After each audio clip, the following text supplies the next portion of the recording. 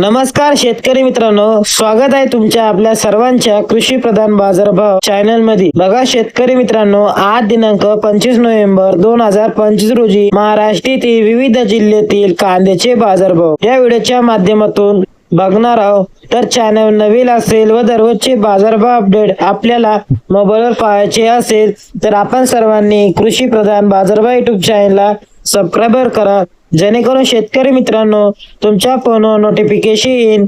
आणि व्हिडिओ आवडला video like करा। पुणे यांनी कांद्याचे ताजे बाजारभाव जाहीर केले आहे। व्हिडिओला स्किप करू नका, शेवटपर्यंत नक्की व्हिडिओ पहा।